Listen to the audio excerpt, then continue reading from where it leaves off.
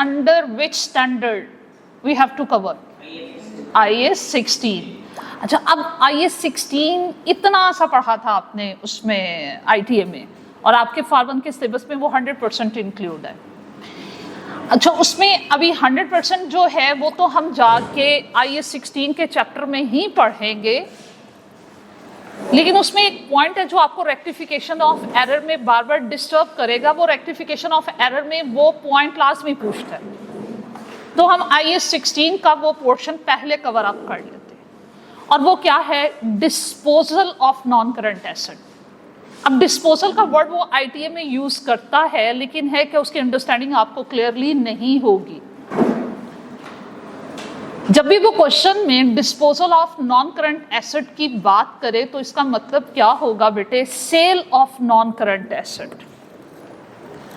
वो जब भी डिस्पोजल का वर्ड यूज करेगा तो किसके लिए वर्ड यूज करेगा? Yes,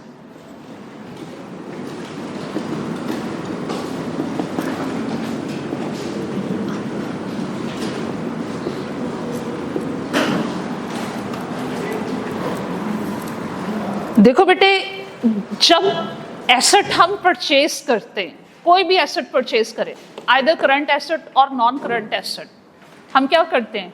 debit. लेकिन किसको डेबिट करें? आप क्या सीख कर आए हो कि नॉन करंट एसेट जब परचेज किया जाता है उसे बाय नेम डेबिट करते हैं, और जब करंट एसेट परचेज करते हैं तो परचेजेस को डेबिट करते हैं। लेकिन परचेजेस को डेबिट करें गुड्स परचेज करने के लिए, या नॉन करंट एसेट को डेबिट करें जब नॉन करंट एसेट परचेज करें, हमेशा कॉस्ट प्राइस से रिकॉर्ड करते हैं। कॉस्ट प्राइस क्या है? इसकी डिटेल तो IAS 16 में पढ़ेंगे। अभी आपने क्या याद रखना है? Cost price mean purchase price plus purchases expenses. आपने जिस कीमत पे एसेट खरीदा है उसे कहते हैं कॉस्ट प्राइस। हमेशा आपने ये बात याद रखनी है कि एसेट्स, चाहे करंट एसेट्स हों या नॉन करंट एसेट हों, कभी भी डेबिट हों या कभी भी क्रेडिट हों, हमेशा कॉस्ट प्राइस से ही डेबिट या क्रेडिट होंगे, कॉस्ट प्राइस से ही रिकॉर्ड होंगे। एसेट डेबिट कब होते हैं? जब बिजनेस में आते हैं। कैसे आएंगे? परचेज के अंगेंस्ट में आएंगे। और एसेट जब बिजनेस से जा रहा है, आप उसको सेल कर रहे हो, तब एसेट को क्या किया करते हैं? क्रेडिट। तो क्या पहली बात क्या याद रखनी है कि asset should always be recorded at cost price. आगे बेटे, इंपॉर्टेंट बातें कर रहे हैं।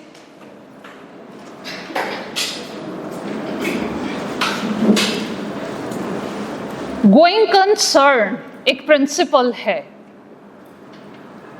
गोइंग कंसर्न प्रिंसिपल क्या कहता है? जिस तरह आपने एक प्रूडेंस कॉन्सेप्ट पढ़ा हुआ है, एक्रूअल सिस्टम को पढ़ा हुआ है, इसी तरह के मैचिंग कॉन्सेप्ट पढ़ा हुआ है, इसी तरह का एक प्रिंसिपल है, उसे कहते हैं cost going concern.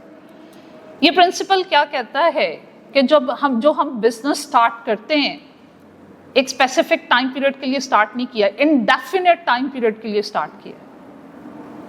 Indefinite time period कौन सा होता है? बीइंग मुस्लिम हमें यकीन है हर चीज का एंड हो जाना है, लेकिन कब एंड होना है वो हमें मालूम नहीं। एंडिंग अगर हमें कंफर्म हो तो उसे डेफिनेट लाइफ कहते हैं। कब हो जानी है? हमारा बिजनेस 2 साल के लिए, 4 साल के लिए, 5 साल के लिए, 50 साल के लिए, कितने टाइम पीरियड के लिए, वो डेफिनेट लाइफ होती है। लेकिन कब तक के लिए कारोबार है हमें नहीं। हमने कहा कि जब तक हमें प्रॉफिट, और प्रॉफिट कब तक है वी डोंट नो। इसका मतलब है कि बिजनेस इनडेफिनेट टाइम पीरियड के लिए हम स्टार्ट किए, हमने एक स्पेसिफिक टाइम पीरियड के लिए स्टार्ट नहीं किया। और ये इंफॉर्मेशन आपके स्टेक होल्डर के पास जाना बहुत जरूरी है। क्यों जरूरी है? मैं कभी भी किसी ऐसे कारोबार में इन्वेस्टमेंट करना नहीं चाहूंगी जिसका मुझे पता हो कि आज ये कारोबार है, 2-3 सालों के बाद ये कारोबार बंद हो जाएगा। मैं ऐसे किसी प्रोजेक्ट में पंगा नहीं लूंगी। मैं इन्वेस्टमेंट वहीं करूंगी जहां मेरी इन्वेस्टमेंट सिक्योर भी हो और लॉन्ग टर्म मुझे उस इन्वेस्टमेंट पे बेनिफिट भी मिलता रहे।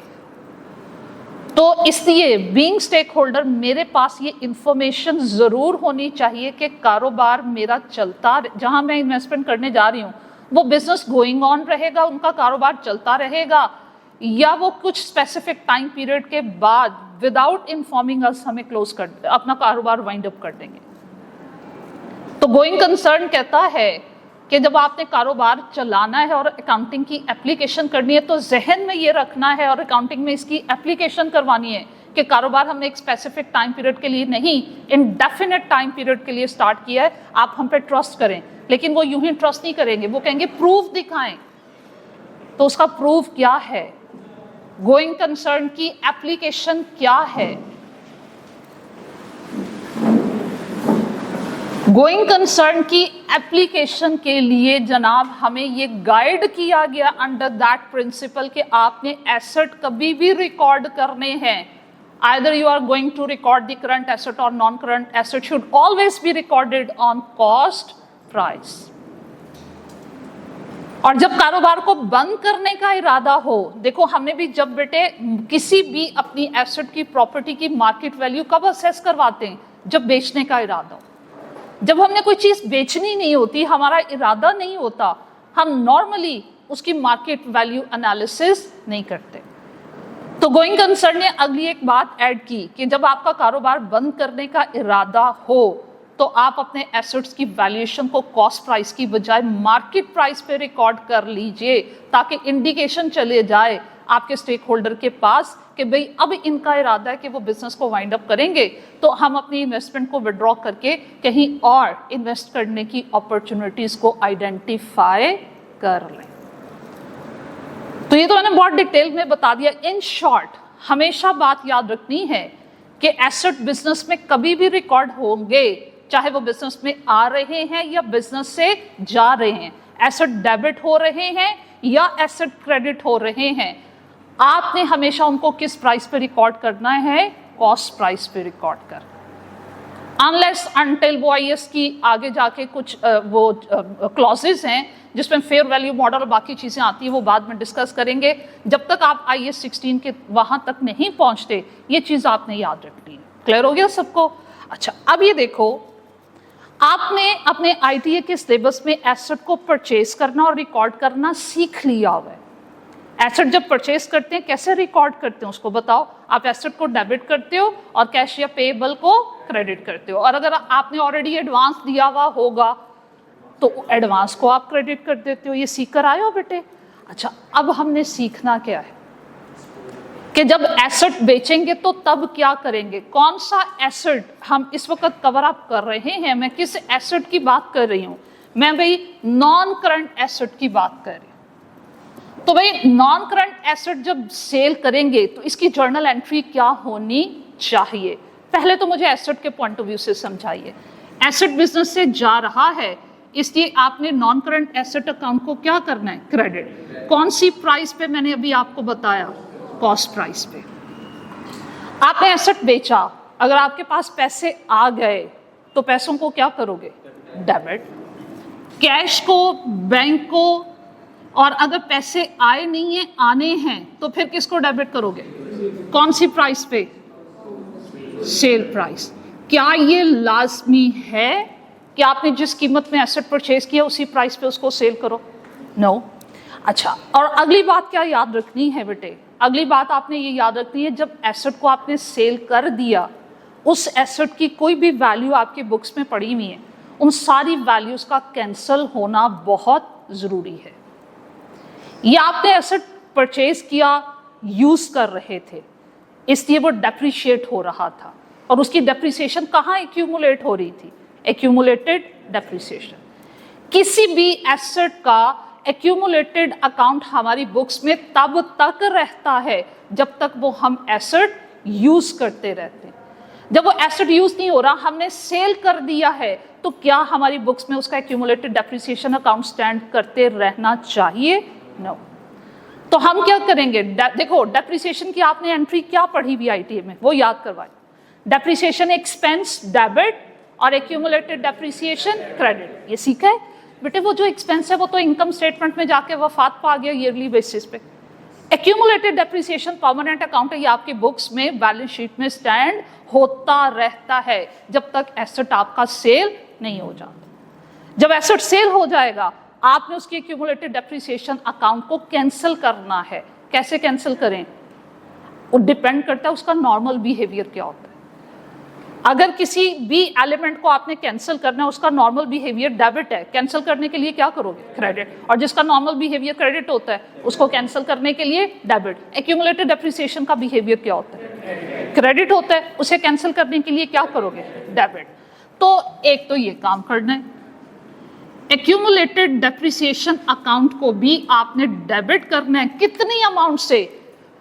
From the time period of purchase to sale. अब तक जितनी डेप्रिसिएशन आप कैलकुलेट करके इस अकाउंट में ऐड कर चुके हो और वो आपकी बुक्स में स्टैंड करी, वो सारी की सारी आपने कैंसिल कर दी। लास्ट में जो एसेट डिस्पोज ऑफ हो रहा है उस पे या प्रॉफिट हो रहा होगा या लॉस हो रहा होगा, आपने उसको भी अकाउंट फॉर करना है। हमेशा याद रखिएगा, किसी भी किस्म का प्रॉफिट हो उसका बिहेवियर हमेशा क्रेडिट होता है, किसी भी किस्म का लॉस हो उसका बिहेवियर हमेशा डेबिट होता है। तो बेटे अब अगर आपने कैलकुलेशन की और आपके सामने लॉस ऑन डिस्पोजल आ रहा है तो लॉस ऑन डिस्पोजल को क्या करेंगे? डेबिट करेंगे। और अगर प्रॉफिट आया तो प्रॉफिट ऑन डिस्पोजल को हम क्या करेंगे? क्रेडिट करेंगे। अब दोनों में से एक चीज पॉसिबल है। तो जब एसेट डिस्पोज ऑफ होता है तो मैक्सिमम उसके डिस्पोजल के ये इफेक्ट्स देते हैं। इफेक्ट्स को अंडरस्टैंड किया, आगे बढ़ते हैं। आगे क्या सीखना है? हाउ टू कैलकुलेट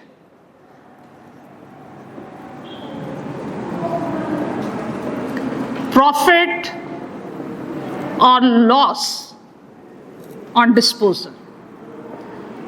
एसेट जो हम सेल कर रहे हैं उसका प्रॉफिट या लॉस हम कैसे कैलकुलेट करें, ये हमें सीखना है। तो उसके लिए कीप इन माइंड हमने दो वैल्यूज का कंपैरिजन करना है। जो एसेट डिस्पोज ऑफ हो रहा है उसकी बुक वैल्यू का उसकी मार्केट प्राइस के साथ सिंपल सेल प्राइस के साथ आपने उसका कंपैरिजन करना। बुक वैल्यू कैसे आती? कैरिंग अमाउंट कैसे फाइंड आउट करना सीखी हुई। आप क्या करते हो? कैरिंग अमाउंट के लिए कॉस्ट में से एक्यूमुलेटेड डेप्रिसिएशन को माइनस करोगे, आपके पास जो वैल्यू आएगी उसे बुक वैल्यू भी कहते हैं, उसे कैरिंग वैल्यू भी कहते हैं, नेट बुक वैल्यू भी कहते हैं। मुख्तलिफ ऑल्टरनेटिव टर्म्स यूज होती हैं जो ऑनवर्ड जाके मैं आपको गाइड करूंगी।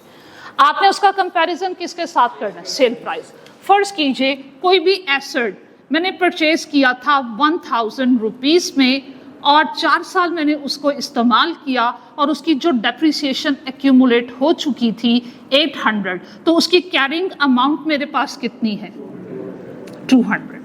अब सपोज वो क्वेश्चन में बताता है कि बेटा जी हमने इसको सेल कर दिया, सोल्ड फॉर ₹250, तो बताइए हमें प्रॉफिट हुआ या लॉस हुआ?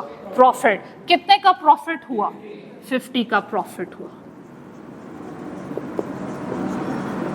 प्रॉफिट ऑन डिस्पोजल हमारे पास कितना हुआ? 50। अब ये देखो मैंने इन अमाउंट्स को इस जर्नल एंट्री में कैसे शो करवाना है, तो देखिएगा।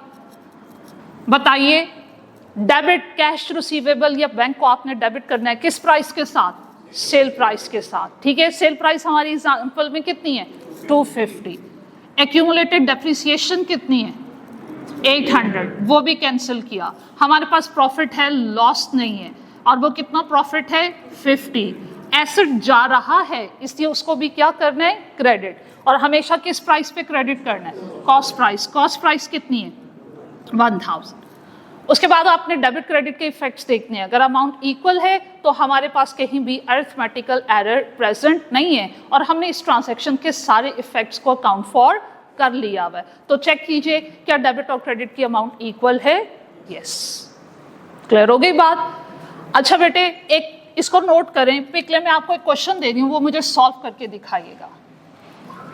Plant and machinery purchase for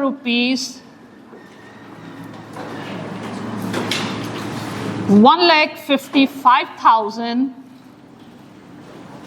on 1st July 2020. At the end of 2023, sold for ₹1,20,000. Depreciation उसने मेथड क्वेश्चन में बताया 25% रिड्यूसिंग बैलेंस मेथड, ये सपोज कर लो requirement is pass disposal entry, बल्कि आप ये रिक्वायरमेंट नंबर 2 रखिए। फर्स्ट रिक्वायरमेंट में कैलकुलेट प्रॉफिट और loss on disposal.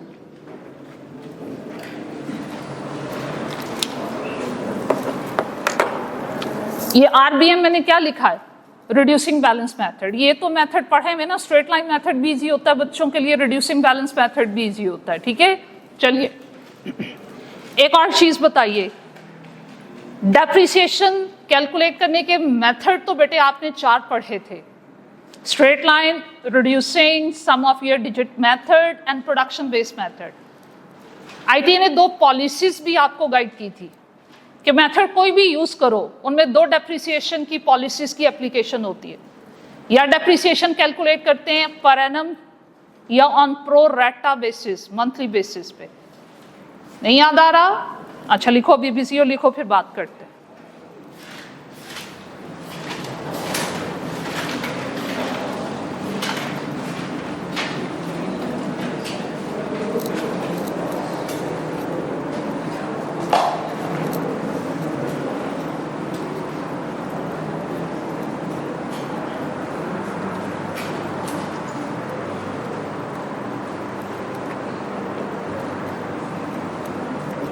Question solve नहीं होगा जब तक मेरे क्वेश्चन का आंसर नहीं दोगे।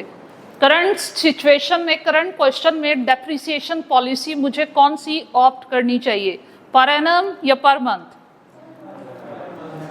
हाँ शाबाश। जहां जिस क्वेश्चन में डेट ऑफ परचेज और डेट ऑफ सेल क्वेश्चन में गिवन हो, वहां पर मंथ पॉलिसी को ऑप्ट करते हैं। और बिजनेस ईयर अगर क्वेश्चन में गिवन है वेल एंड गुड, नहीं गिवन तो कैलेंडर ईयर ही सपोज करोगे, जनवरी टू दिसंबर। Do you know the difference between calendar year and business year? ठीक है, तो लाजमी नहीं है कि बिजनेस ईयर हमेशा जनवरी टू दिसंबर ही हो, 12 मंथ्स का ही होगा। अगर 1 फरवरी से स्टार्ट हो रहा होगा तो नेक्स्ट ईयर 31 जनवरी को वाइंड अप हो रहा होगा।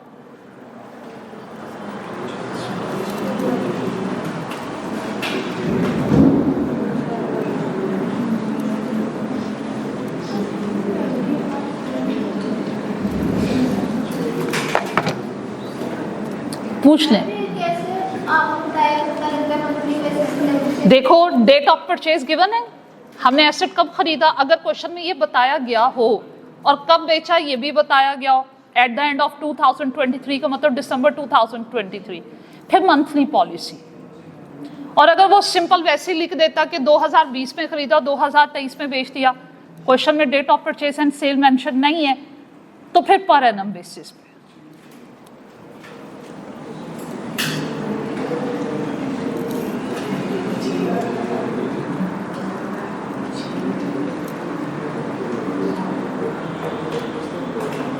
जहां थोड़ी सी भी कंफ्यूजन है क्वेश्चन पूछ लीजिएगा। फॉर्मूला बता दे, उसमें क्या सीखा हुआ कि नेक्स्ट ईयर का जब डेप्रिसिएशन का एक्सपेंस फाइंड आउट करते हैं, प्रीवियस ईयर का डेप्रिसिएशन एक्सपेंस उसमें से माइनस कर लेते हैं। ठीक है, चलो ये मैं सॉल्व करवा देती हूँ आपको। यहां वर्किंग कर दें, 2020, 2021, 2022, 2023, यहां हम इनका डेप्रिसिएशन एक्सपेंस फाइंड आउट करने जा रहे हैं। रिड्यूसिंग बैलेंस मेथड में हमेशा कॉस्ट प्राइस पे डेप्रिसिएशन फाइंड आउट की जाती है। अगर क्वेश्चन में स्क्रैप वैल्यू भी गिवन होती तो क्या रिड्यूसिंग बैलेंस मेथड में फर्स्ट ईयर का डेप्रिसिएशन एक्सपेंस कैलकुलेट करते हुए मैं स्क्रैप वैल्यू को माइनस करती? नो, स्ट्रेट लाइन मेथड में माइनस करते हैं। मतलब रिड्यूसिंग बैलेंस मेथड के अलावा जितने भी मेथड्स आपने पढ़े, चाहे वो स्ट्रेट लाइन मेथड है, सम ऑफ ईयर डिजिट मेथड है, या बेटे वो आपके पास प्रोडक्शन बेस्ड मेथड है, स्क्रैप वैल्यू माइनस होती है, सिर्फ रिड्यूसिंग बैलेंस मेथड में माइनस नहीं होती। तो मैंने क्या करना है, 2020 में 55,000 का कितने परसेंट लेना है? 25%। और क्योंकि 2020 में मैंने 1 जुलाई को एसेट परचेज किया है और दिसंबर में बिजनेस ईयर एंड होना है, इसलिए 6 मंथ्स का डेप्रिसिएशन एक्सपेंस 19,375। अब 2021 में जाके क्या करना है? 1,55,000 माइनस 19,375, मैंने प्रीवियस ईयर का डेप्रिसिएशन एक्सपेंस माइनस करना है और फिर उसका 25%। 33906। अब इसका शॉर्टकट भी पढ़ा होगा आपने। अब क्या करें? 33906 का कितने परसेंट ले लें? 75%। जी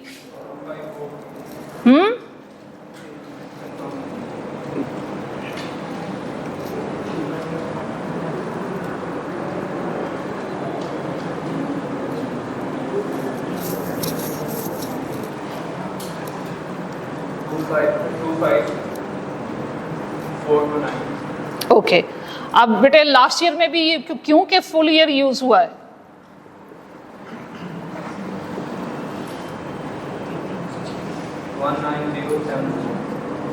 चलो अब एसेट के परचेज करने से लेकर सेल करने तक अब तक कितनी डेप्रिसिएशन एक्यूमुलेट हो चुकी है?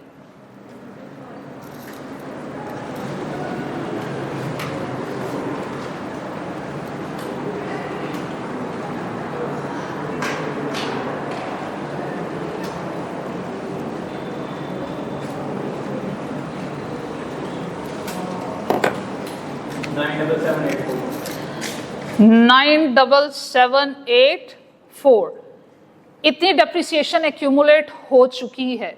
अच्छा, अब मुझे क्या करना है? ये देखो, मैं वही फॉर्मेट ऑफ कर लेती हूँ ताकि आपको अंडरस्टैंड करने में इशू ना आए। ये देखो,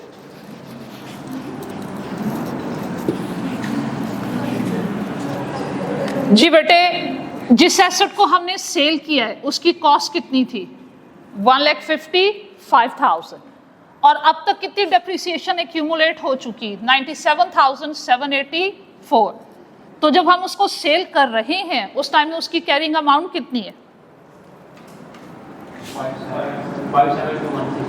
216। मैंने और उसको कितने में सेल किया है? 1,20,000। आपने ज्यादा में बेचा है तो भाई हमें प्रॉफिट हो रहा है। कितने में प्रॉफिट हो रहा है? 62,784।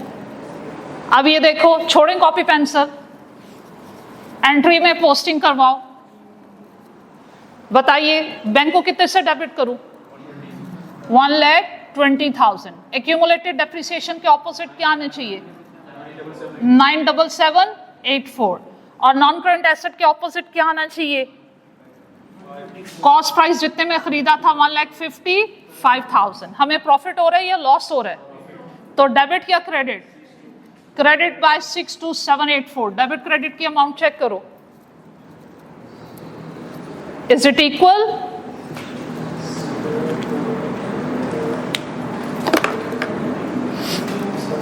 हाँ जी, अब डिस्पोजल आता है। Can you solve that? या एक और एग्जांपल चाहिए फॉर प्रैक्टिस? जी बेटे, एक और एग्जांपल चाहिए? लिखो मेरा पुत्र, इसकी पिक ले लो।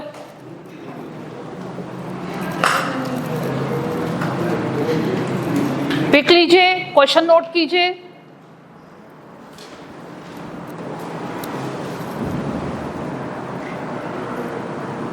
टाइम नोट करना है। आपने प्रीवियस एग्जांपल में ज्यादा टाइम लिया। ऑनवर्ड लर्निंग का भी इफेक्ट मुझे नजर आना चाहिए।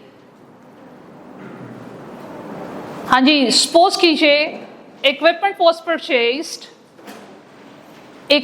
was purchased for rupees 50,000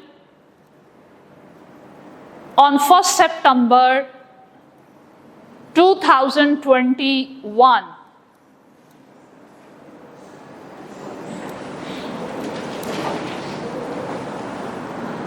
Full stop. On 30th September 2024, On 30th September 2024, assets sold for rupees 15,000. 15,000. Business year is calendar year. Business year is calendar year. ये आप सपोज करोगे depreciation 10% by reducing balance method. और requirement same यही है, calculate first of all you have to calculate profit loss on disposal और उसके बाद disposal entry पास कीजिए एंड हरी अप.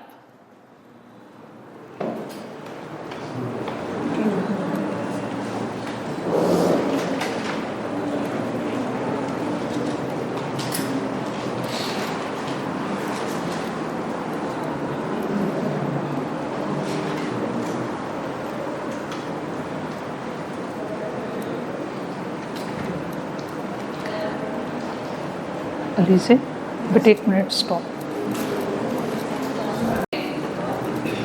चलो in this time when you have purchase the asset 2021, 2021, 22 और कब सेल किए बेटे 24 में. और कॉस्ट बेटे मैंने आपको कितनी नोट करवाई 50,000 और रेट कितना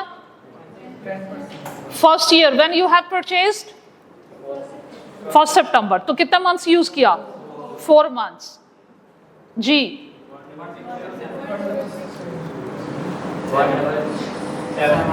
आगे 7 कर दें.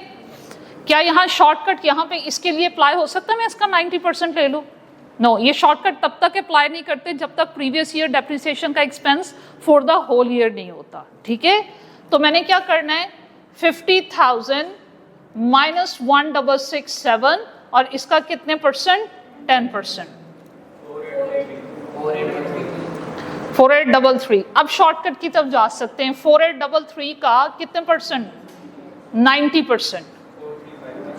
4350.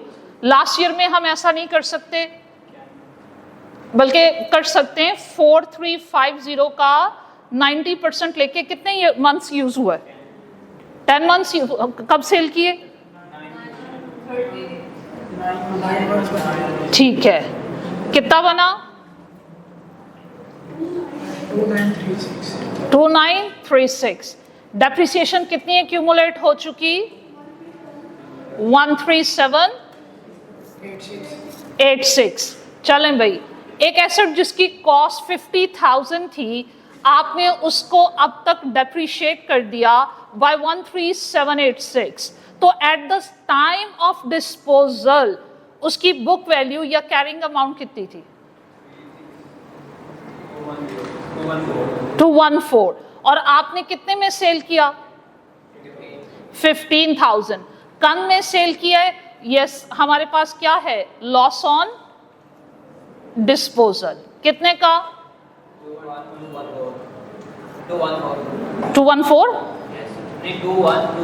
अच्छा 21214 हाँ जी ऐसे किया. चलो अब आइए जनाब क्यों मैंने आपको करवाया आप अपनी बुक के एग्जाम्पल की तरफ आइए. लास्ट टाइम हमने कौन सी कॉम्प्रिहेंसिव एग्जाम्पल बेटा सॉल्व की उससे ऑनवर्ड चले.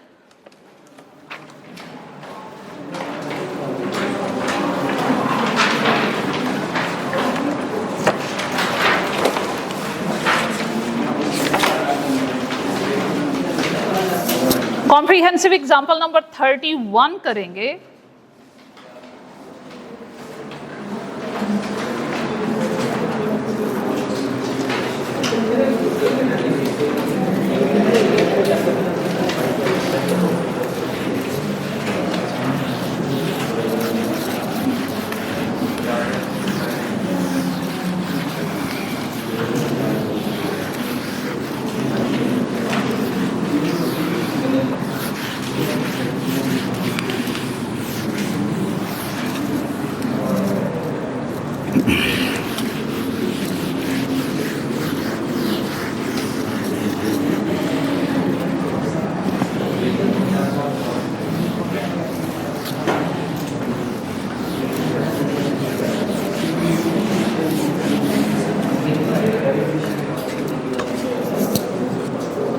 जी बेटे, रिक्वायरमेंट क्या है? एग्जाम्पल नंबर 31 पेज नंबर 215, एक तो रेक्टिफाइंग एंट्रीज आपको पास करनी है और करेक्ट नेट प्रॉफिट भी आपको बताना है। एक रिक्वायरमेंट उसने मेंशन नहीं की, हम खुद से मेंशन कर लेते हैं क्योंकि उसने ट्रायल बैलेंस की दोनों साइड पे जो डिफरेंस आ रहा है वो बताया हुआ है। तो एक रिक्वायरमेंट हम खुद से ऐड कर लेते हैं और वो क्या होनी चाहिए? Suspense account. ठीक है, तो चलिए वहां हम journal and rectifying entries pass करेंगे और यहाँ पे हम साथ ही रेक्टिफाइंग एंट्रीज के साथ ही सस्पेंस अकाउंट में पोस्टिंग भी करते चले जाएंगे और उसके parallel correct profit find out करेंगे। And wrong profit is given in the question, वो यहाँ से कॉपी पेस्ट होगा।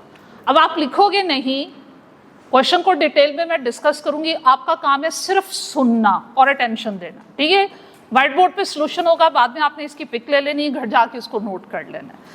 तो बेटे पढ़ते हैं क्या कहता है, आप मुझे गाइड करते जाइएगा। Trial balance of the eastern products showed a short credit of 6264 as at 30th June 2013।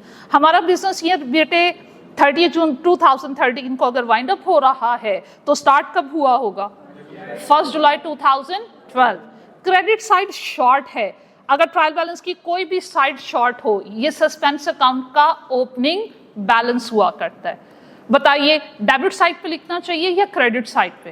Credit, क्योंकि क्रेडिट साइड शॉर्ट है इसलिए बेटे मैंने क्या करना है, यहाँ इसका बैलेंस ब्रॉड डाउन मेंशन करना है 6264। उसके अलावा उसने नेक्स्ट में क्या मेंशन किया हुआ है, कहते हैं suspense account was open for the difference and the profit for the year was then calculated 956,180। ये रॉन्ग प्रॉफिट क्वेश्चन में गिवन है, दोनों की करेक्शन करनी है और एरर्स उसने डिस्कवर करके आपको बता दिए। रिक्वायरमेंट से पहले नोट पढ़ लीजिएगा बेटे। Individual debtors and creditors account maintain हो रहे हैं, इसका मतलब डेटर क्रेडिटर्स के कंट्रोल अकाउंट नहीं है, इसलिए जो टोटल की गलती है वो कंट्रोल डेटर क्रेडिटर को इफेक्ट नहीं करेगी। लेकिन अगर इंडिविजुअल अमाउंट की गलती हुई तो वो इफेक्ट करेगी। एन इनवॉइस या तो सेल के अगेंस्ट होती है या परचेज, और सेल और परचेज में डेटर्स क्रेडिटर इन्वॉल्व होते हैं। तो एक इनवॉइस की का जिक्र हो रहा है, एक इंडिविजुअल अमाउंट का जिक्र हो रहा है। तो जब ऐसा हो तो वो डेटर क्रेडिटर को भी इफेक्ट करेगा और सेल एंड परचेजेस को भी इफेक्ट करेगा। ये सब अंडरस्टैंड कियो? नहीं? क्या परेशानी है बताइए? एन इनवॉइस, एक इनवॉइस का जिक्र हो रहा है, एक इंडिविजुअल अमाउंट का वो डिस्कस कर रहा है और कहता है कि डेटर्स क्रेडिटर्स के हम कंट्रोल अकाउंट मेंटेन नहीं कर रहे, इंडिविजुअल अकाउंट है। तो इंडिविजुअल अमाउंट डेटर्स क्रेडिटर्स को भी इफेक्ट करेगी और कंट्रोल अकाउंट जो सेल परचेज के उनको भी इफेक्ट करेगी। एन इनवॉइस थी 3700 डेबिटेड टू परचेज, तो परचेज को डेबिट ही करना चाहिए, but the goods were received after year and were not included in the closing inventory. Physically आपने गुड्स रिसीव भी नहीं की और वो क्लोजिंग स्टॉक टेकिंग में आई भी नहीं, लेकिन हम परचेजेस की एंट्री कर दिए क्योंकि इनवॉइस हमें रिसीव हो गई थी। अब क्या करें? इसके दो सॉल्यूशंस होते हैं और आपको बुक में कहीं ना कहीं ये दोनों सॉल्यूशन नजर आएंगे। दो तरीके कार होते हैं, या तो इसे क्लोजिंग स्टॉक का पार्ट बना दीजिए, या फिर क्योंकि ये परचेजेस में रिकॉर्ड हो गया, क्लोजिंग स्टॉक में रिकॉर्ड नहीं हुआ, तो या तो इसको क्लोजिंग स्टॉक का पार्ट बना दीजिए या इसे परचेजेस में से निकाल दीजिए। दोनों में से जो भी काम करोगे एग्जामिनर रॉन्ग नहीं करेगा। हम क्या करते हैं, ऐसा कर लेते हैं कि ज्यादा बेहतर क्या होता है कि फिजिकली गुड्स हमने रिसीव नहीं किए, हाँ रिकॉर्ड कर ली हम, क्योंकि रिकॉर्डिंग की मिस्टेक्स को रेक्टिफाई कर रहे हैं तो हम अपनी रिकॉर्डिंग में से निकाल देते हैं, परचेजेस में से निकाल देते हैं। जो परचेजेस की एंट्री पास की थी उसी को रिवर्स करके कैंसिल कर देते हैं। बताओ परचेजेस की एंट्री क्या पढ़ी हुई आपने? परचेजेस डेबिट, और इनवॉइस का मतलब है कि ऑन अकाउंट परचेज की, उधार खरीदी, परचेजेस को डेबिट किया होगा और पेएबल को क्रेडिट किया होगा। अब मुझे क्या करना है, शाबाश। अब मुझे रेक्टिफाइंग एंट्री में बेटे पेबल अकाउंट को डेबिट करना है और परचेसेस अकाउंट को क्रेडिट करना है। अमाउंट बताइएगा, 3700।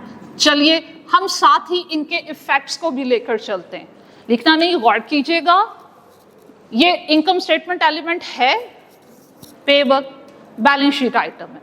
इसकी करेक्शन बैलेंस शीट में जाके क्या होगी, पेबल डेबिट हो रहे हैं, लायबिलिटी है, लायबिलिटी जब डेबिट होती है कम होती है, तो लायबिलिटीज में से जाके इसको माइनस कर देंगे। उसने ना बैलेंस शीट दी है ना उसकी करेक्शन मांगी है, लेकिन इन केस अगर वो रिक्वायर करता तो पेबल में से हम इसको माइनस करते। आगे बढ़े, ये इनकम स्टेटमेंट एलिमेंट है और मैंने क्या शॉर्टकट बताया था, इनकम स्टेटमेंट एलिमेंट कोई भी, चाहे रेवेन्यू ये एक्सपेंस, अगर क्रेडिट हो रहा होगा तो मैंने क्या करना है, इसको रॉन्ग प्रॉफिट में जाकर ऐड करना है। मैं यहां लिखूंगी परचेजेस और यहां पे जाकर 3700 को मुझे क्या करना है, ऐड कर देना है। यहां तक क्लियर?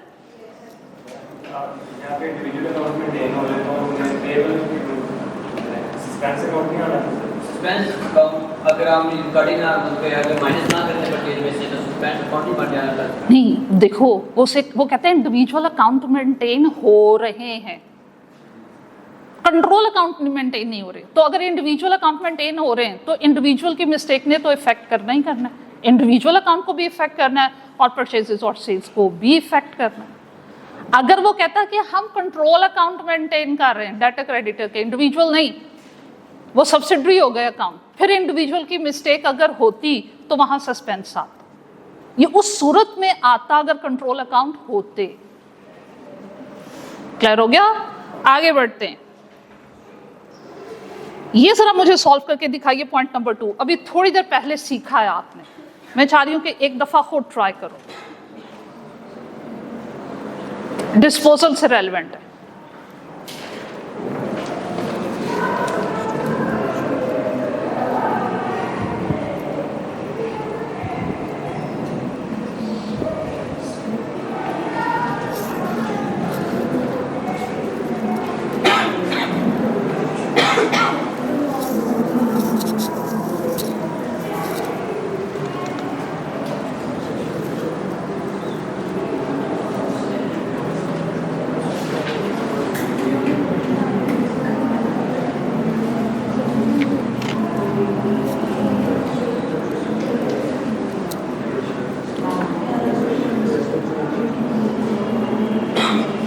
पहले तो इस पे प्रॉफिट लॉस निकाल लो मेरा बेटा,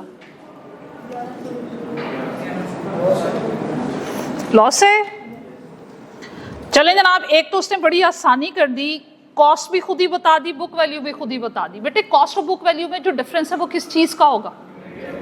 ओके, तो एक एसेट जिसकी बुक वैल्यू जब आप उसको सेल कर रहे हो वो 3700 उसकी बुक वैल्यू थी and you have sold for 2500, हमारे पास क्या है? लॉस है। अब जो गलती की बाकी हम देख लेते हैं, क्या गलती की, पहले इसकी हम एंट्री पास करते हैं कि प्रॉपर एंट्री होनी क्या चाहिए थी, वो वर्किंग में पास कर लें यहाँ पे। चलो क्या करेंगे वर्किंग में एंट्री पास, एसेट सेल हो रहा है, कैश को डेबिट होना चाहिए, कितनी अमाउंट से, जितने में सेल हो रहा है 2500 से।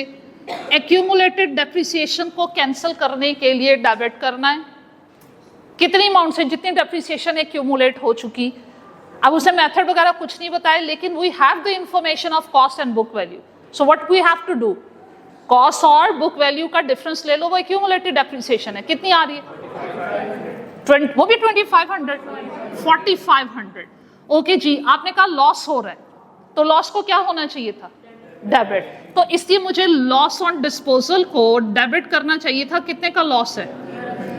1100 का। क्रेडिट किसको होना चाहिए? नॉन करंट एसेट, जो भी उसका नाम है, नॉन करंट एसेट को किस प्राइस पे रिकॉर्ड क्रेडिट होना चाहिए? Cost price. कॉस्ट प्राइस कितनी? 8100। देखो पहले तो चेक करो क्या डेबिट क्रेडिट इक्वल है। ओके जनाब, एंट्री ये होनी चाहिए थी, but what they did, cash was debited और नॉन करंट एसेट को उन्होंने क्रेडिट किया, इसके अलावा कोई और इफेक्ट नहीं दिया।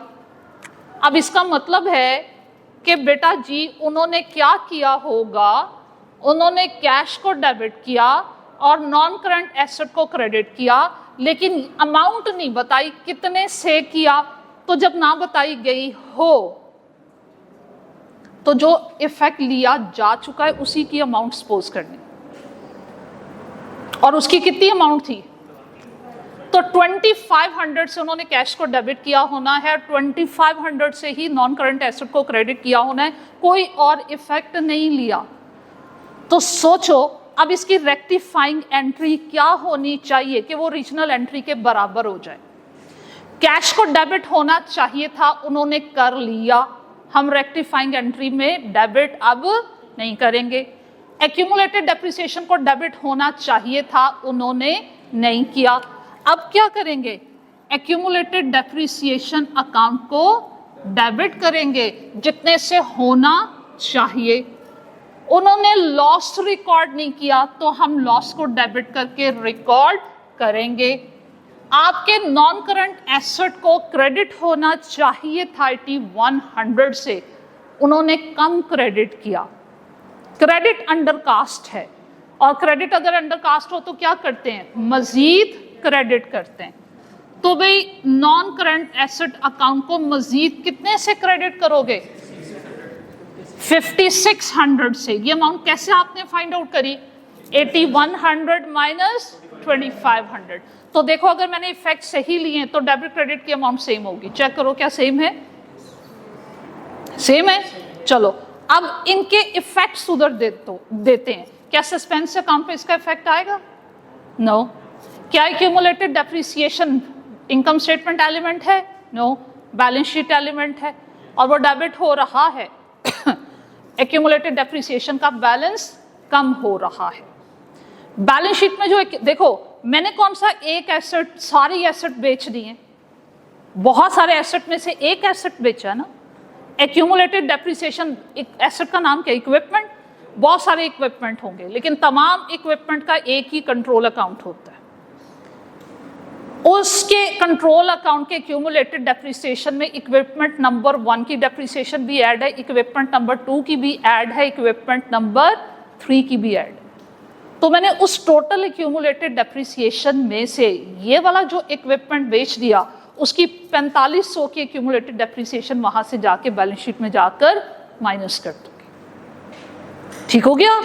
इसका क्या करें, लॉस ऑन डिस्पोजल कहाँ जाया करता है, इनकम स्टेटमेंट एलिमेंट है, और इनकम स्टेटमेंट से रेलिवेंट जितनी भी वैल्यूज होंगी वो प्रॉफिट को इफेक्ट करेंगी। ये डेबिट हो रहा है, माइनस करूं या ऐड करूं, माइनस करें। लॉस ऑन डिस्पोजल कितना, 1100, ये माइनस किया। नॉन करंट एसेट किससे रेलिवेंट है, इसका ना तो सस्पेंस पे और ना यहां इफेक्ट आएगा। बैलेंस शीट में क्या इफेक्ट दोगे, एसेट क्रेडिट हो रहा है तो बैलेंस शीट में जाके नॉन करंट एसेट में से इसको माइनस कर दोगे। शाबाश, कॉन्फिडेंट। चलो भाई आगे बढ़ते हैं। चेक था 1850, receive from a customer was dishonoured. ये पढ़ चुके हो आप, डिसऑनरिंग चेक बैंक रिकॉन्सिलेशन में। अगर याद भूल गया तो चलो आपको याद करवाते हैं। बेटे जब कस्टमर से चेक रिसीव करते हैं, कस्टमर से पैसे आ रहे हैं in the form of cheque, entry क्या होनी चाहिए, मतलब चेक की जगह बैंक डेबिट और कस्टमर रिसीवेबल क्रेडिट। तो जब वो चेक डिसऑनर हो जाता है रिवर्स कर देते हैं। फिर क्या करते हैं, रिसीवेबल डेबिट और बैंक क्रेडिट। अब वो चेक कहते हैं इन दिस ईयर 25 जून 2013 में डिसऑनर तो हो गया but no entry was made in the books. Cash there engage was received after the year end. बाद में अगले साल कैश तो रिसीव हो गया, वो अगले साल की बात है, अगले साल देखी जाएगी। लेकिन हम डिसऑनर की एंट्री पास नहीं किए, तो अब हम डिसऑनर की एंट्री पास करेंगे। और वो एंट्री क्या होगी, रिसीवेबल अकाउंट डेबिट और बैंक क्रेडिट। अमाउंट बताइएगा, 1850। हाँ जी, इफेक्ट बताएं, प्रॉफिट पे क्या इफेक्ट होगा, दोनों बैलेंस शीट आइटम है, प्रॉफिट इफेक्ट नहीं होगा, प्रॉफिट की रेक्टिफिकेशन इस एंट्री की वजह से नहीं होगी। रिसीवेबल डेबिट होके बढ़े के कम हो रहे, तो रिसीवेबल में जाकर क्या करोगे, बैंक क्या हो रहा है, कम हो रहा है या बढ़ रहा है। अगर ये बैंक का करंट एसेट में पॉजिटिव बैलेंस दिया हुआ है तो कम हो रहा है, अगर बैंक करंट लायबिलिटी में ओवरड्राफ्ट लिखा हुआ है तो ओवरड्राफ्ट बढ़ रहा है। तो सिचुएशन के अकॉर्डिंगली हम इसको ट्रीट करेंगे। आगे चलते हैं।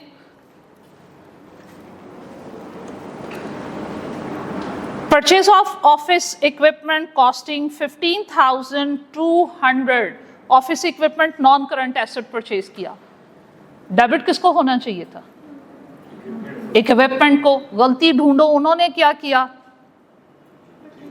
परचेजेस में अकाउंट में डाल दिया। परचेजेस को कब डेबिट करते हैं, जब करंट एसेट परचेज करते हैं, गुड्स परचेज करते हैं। तो नॉन करंट एसेट को डेबिट करने की बजाय इन्होंने परचेजेस के एक्सपेंस को क्रेडिट कर दिया। अब बताओ क्या करेंगे, बताओ। नॉन करंट एसेट को डेबिट नहीं किया, परचेज को डेबिट कर दिया। अगली लाइन बाद में पढ़ना, पहले यहां तक ही। शाबाश, इसे परचेजेस में से निकालोगे और नॉन करंट एसेट में ऐड करोगे। और उसका तरीका कार क्या होगा, नॉन करंट एसेट अकाउंट को डेबिट करेंगे, परचेजेस अकाउंट क्रेडिट। अमाउंट बताओ, ये सबको क्लियर हुआ है। अभी मैंने नेक्स्ट लाइन नहीं पढ़ी, ठीक है। चलो, नॉन करंट एसेट डेबिट हो रहा है, बैलेंस शीट में जाके ऐड करेंगे। आपके परचेजेस क्रेडिट हो रहा, परचेजेस में से माइनस होगा और प्रॉफिट पे क्या इफेक्ट होगा, ऐड होगा, क्योंकि यहां पे ये क्रेडिट। और 15,200। अब सुने मेरी बात, एक और आहिस्ता आहिस्ता इस चैप्टर के मैं पॉइंट्स ऐड करूंगी। देखो बेटे, जब भी नॉन करंट एसेट के अकाउंट में मिस्टेक होगी तो इसका मतलब क्या होगा कि नॉन करंट एसेट का बैलेंस जो था वो रॉन्ग था, और रॉन्ग बैलेंस की बेस पे जो हम डेप्रिसिएशन कैलकुलेट कर चुके होंगे डेफिनेटली वो भी रॉन्ग होगी। तो जब नॉन करंट एसेट में करेक्शन करते हैं तो फिर डेप्रिसिएशन को की भी करेक्शन करना पड़ेगी। अब ये अमाउंट नॉन करंट एसेट में ऐड होनी चाहिए थी, ये ऐड नहीं हुई भी थी। क्या मैंने स्टेटमेंट सही बोली, ये समझ में आया? ये अमाउंट क्योंकि नॉन करंट एसेट हमने परचेज किया था, इसे नॉन करंट एसेट में ऐड भी होना चाहिए था, डेप्रिशिएट भी होना चाहिए था। तो जब ये ऐड ही नहीं हुआ था तो डेप्रिशिएट भी नहीं हुआ होगा। तो आपने इसकी दो रेक्टिफाइंग इफेक्ट देने, एक तो ये एंट्री करके आपने इसे नॉन करंट एसेट में ऐड किया है, दूसरा आपने इसको डेप्रिशिएट भी करना है। और डेप्रिसिएशन की एंट्री क्या पास करोगे बताओ आप? यस, डेप्रिसिएशन एक्सपेंस अकाउंट को डेबिट करना है और एक्यूमुलेटेड डेप्रिसिएशन अकाउंट को क्रेडिट करना है।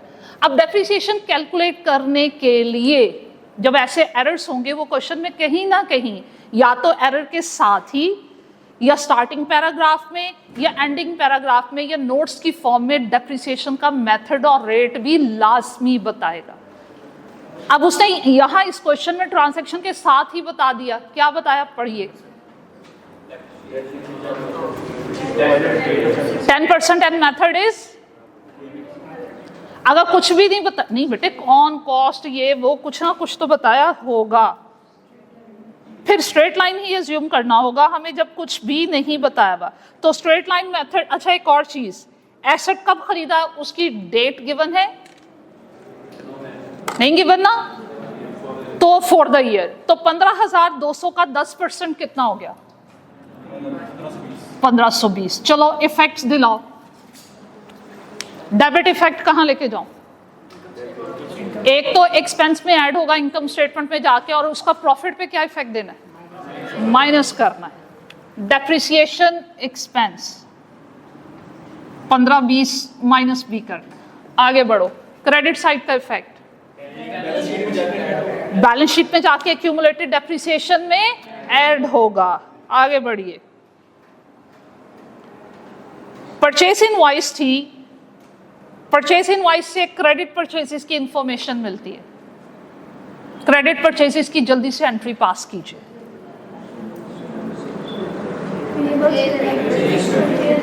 हाँ, परचेजेस डेबिट और पेएबल क्रेडिट। देखो बेहतरीन तरीका ये होता है कि जो ट्रांजैक्शन जिसका जिक्र किया जा रहा हो, मैंने पहले भी कहा था कि आप उसकी ना करेक्ट एंट्री दिमाग में फौरन सोच दिया करें। परचेज इनवॉइस से मुझे क्रेडिट परचेजेस की इंफॉर्मेशन मिलती है और क्रेडिट परचेजेस को हम रिकॉर्ड करते हैं परचेजेस डेबिट और पेएबल को क्या करते हैं क्रेडिट। इन्होंने क्या गलती की, पढ़ो, दो गलतियां की। एक तो पेएबल सप्लायर के अकाउंट को कहते हैं ना, उसको क्रेडिट करने की बजाय क्या कर दिया, डेबिट, और ऊपर से अमाउंट भी गलत लिख दी। क्या करना चाहिए, उसको छोड़ें, पहले पेएबल की करेक्शन करें। सस्पेंस तो हर ब्लैंक में आ जाता है जहां सिंगल साइडेड एरर हो। इन्होंने पहले सॉल्यूशन देखा ना, वहां सस्पेंस नजर आया। हाँ जी, अच्छा वैसे बता रहे, चलो ये, लेकिन उनकी अच्छी बात है, उनको ये पता चल गया कि एक साइड की मिस्टेक है, सिर्फ पेएबल का अकाउंट डिस्टर्ब हुआ है। जब जहां एक अकाउंट डिस्टर्ब हो वो सिंगल साइडेड एरर होता है और वहां पे हमेशा क्या आता है, सस्पेंस। लोग गलत ही सोचते हैं ना, अच्छे पॉजिटिव नहीं सोचते। चलें जी, एक अकाउंट की मिस्टेक है, सिर्फ सप्लायर वाले अकाउंट वाली साइड पे मिस्टेक की। परचेसेस की एंट्री में सप्लायर को क्रेडिट होना चाहिए था, वो भी करेक्ट अमाउंट से। और करेक्ट अमाउंट कितनी थी बेटे, 197 थी करेक्ट अमाउंट। और कितने से डेबिट कर दिया, ओके, ज्यादा कर दिया। अब ये देखो मैंने क्या करना, मैंने पेएबल को क्रेडिट होना चाहिए था, पेएबल को मैंने करना है क्रेडिट, और जितनी अमाउंट से क्रेडिट होना चाहिए एक तो उतनी अमाउंट से करूंगी, दूसरा वो जितने से रॉन्गली डेबिट है उतने से भी क्रेडिट करूंगी। इससे होगा क्या, ये 917 से डेबिट था, 917 से मैंने क्रेडिट करके वो रॉन्ग डेबिट का इफेक्ट कैंसिल कर दिया। और अगर मैं सिर्फ 917 से रिकॉर्ड करती, क्रेडिट करती, तो पेएबल ने एंट्री से निकल जाना था। उसे क्रेडिट स्टैंड भी तो करना है हमें, और कितने से, 197 मैंने इतने से क्रेडिट भी करना है। कितने से क्रेडिट हो रहा है,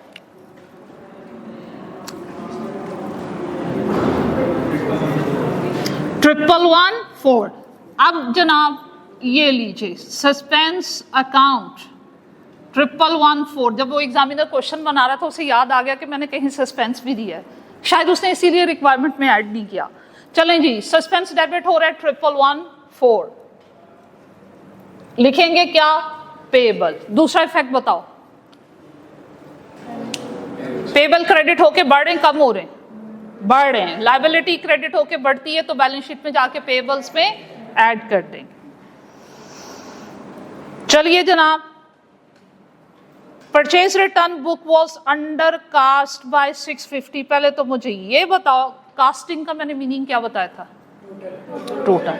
अब टोटल की गलती है और हम डेटर क्रेडिटर के control account maintain, individual account maintain करें। ऐसी सिचुएशन में टोटल की गलती सिर्फ परचेज रिटर्न, सेल्स रिटर्न्स को इफेक्ट करेगी, डेटर क्रेडिटर को इफेक्ट नहीं करेगी।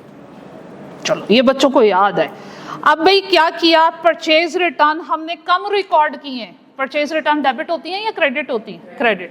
कम क्रेडिट किए हैं, क्या करूं, और क्रेडिट कर दें।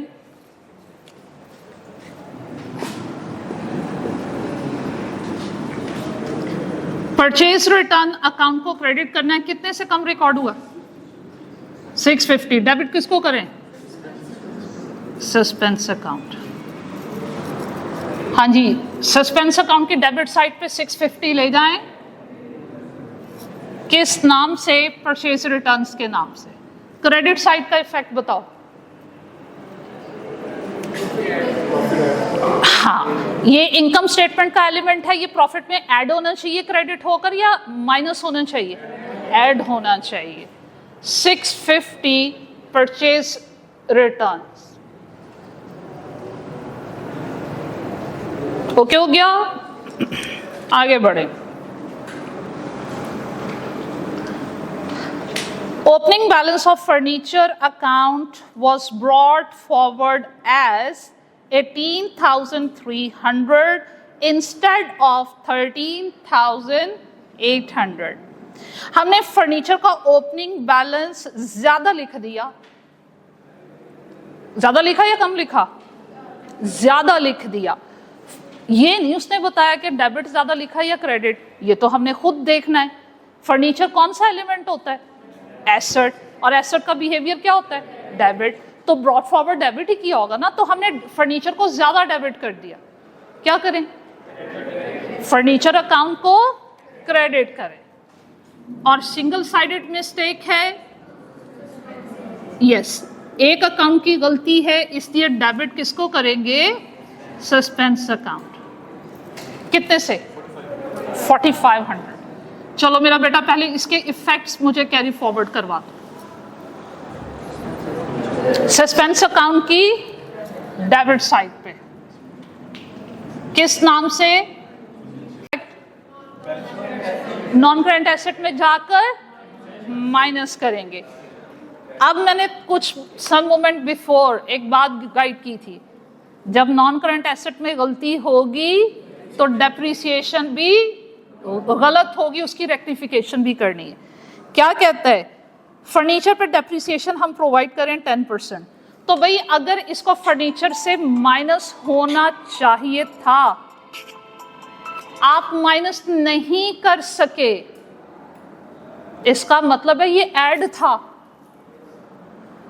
आपको फर्नीचर में, या इसको यूं समझ लो, फर्नीचर के, बल्कि जो उसने स्टेटमेंट कही है मैं उसके पॉइंट ऑफ व्यू से बताती हूँ। फर्नीचर के अकाउंट में ज्यादा ऐड कर दिया तो ये ज्यादा डेप्रिशिएट भी हो गया होगा। ऐसे समझना आसान है। आपने फर्नीचर के अकाउंट में 4500 ज्यादा लिख दिया था तो वो डेप्रिशिएट भी ज्यादा हुआ है। अब क्या करें? अब डेप्रिसिएशन के एक्सपेंस को भी कम करेंगे। कैसे? रिवर्स एंट्री पास करके। आप क्या करोगे? एक्यूमुलेटेड डेप्रिसिएशन अकाउंट को डेबिट करोगे और डेप्रिसिएशन एक्सपेंस अकाउंट को क्रेडिट करोगे। कितने से? 10%। और उसका 10% कितना बनता है? 450। चलो भाई रेक्टिफाइंग इफेक्ट्स बताओ। एक्यूमुलेटेड डेप्रिसिएशन डेबिट होके कम हो रहा है, बैलेंस शीट में जाके एक्यूमुलेटेड डेप्रिसिएशन में से माइनस। दूसरा, प्रॉफिट में ऐड या माइनस? शाबाश, क्योंकि क्रेडिट हो रहा है, ऐड। और अगर मैं उसका एक्सपेंस पे इफेक्ट पूछूं, एक्सपेंस क्रेडिट होकर कम हो रहा है। बढ़िए आगे क्या एज्यूम करेंगे बेटे?